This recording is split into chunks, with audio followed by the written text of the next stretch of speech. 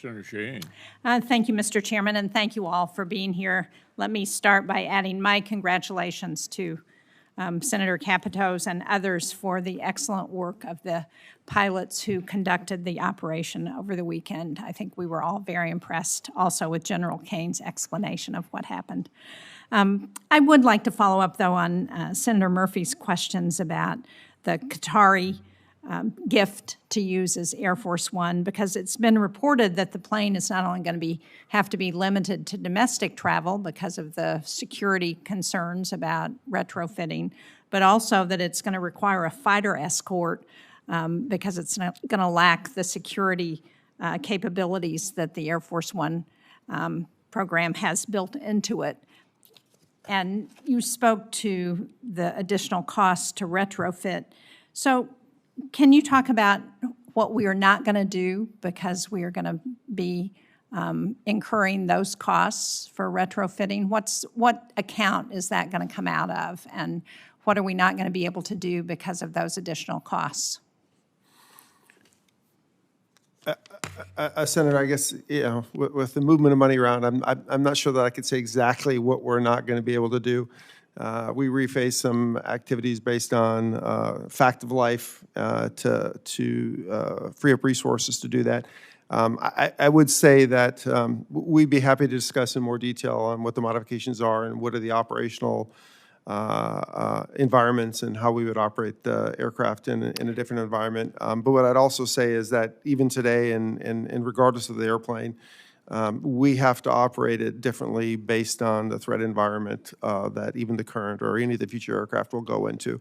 Again, can't talk to in detail about that, but that is always a consideration. You can't, I'm sorry to interrupt, but you can't tell us where you think the funding's going to come from? What account? Where are we going to, if it's going to cost $400 million to $1 billion, where are we going to take that money from? Senator, in the reallocation of resources, there were dollars that were moved from the Sentinel program that were excess to need in '24, and that's what was used to fund the program. And we will ensure that those resources are there. Very clear, the Sentinel program is fully funded, all the resources it needs to execute as quickly as possible. Just with the number curity and some of the restructure and termination liability, go into the details, but that money was early to need, and that was what was used to fund this effort. So is it going to further delay the Sentinel program? Absolutely not, Senator. Absolutely not. Well, I'm going to look, when we get further budget detail, which we're still waiting on, I'm going to look with great deal of interest on exactly where the funding is going to come from, because I think there are a lot, I share Senator Murphy's concerns that there are a lot of unanswered questions, both in terms of budgetary capability of this aircraft and also ethical concerns about its acceptance, which is not an issue for you, I appreciate. Senator Murray talked about the KC-46s, and we're very proud that the 157th Refueling Wing in New Hampshire is the first guard base to get the KC-46, but have been continually concerned about the delays in getting the remote vision system up and operating, and I understand it's slipped again. You mentioned, I think, General Alvin, that it's going to now be in late 2027.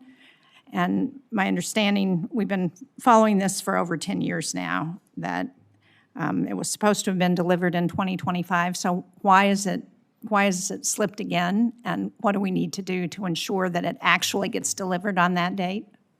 Well, the reason, and I had to have had several conversations with Mr. Steve Parker, for the CEO, to ensure that I understand the challenges. And the challenges are largely because of sort of software stability and some of the other pieces having to do with the actual system itself. So it is a new system that this next iteration of it is that much better, and it's a much better technology, but they're having sort of new program issues with it.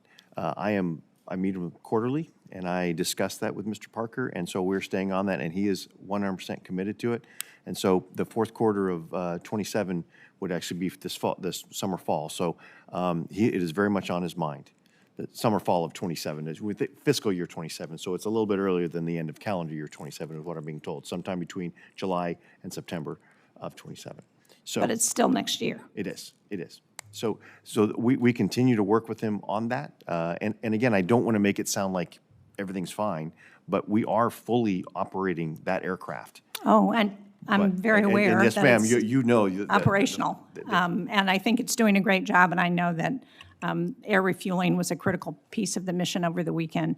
But again, I think it speaks to the budgetary challenges that the chairman mentioned at the outset when what was supposed to have been delivered winds up not getting delivered for another 5, 6, 7, 8 years. Thank you, Mr. Chairman.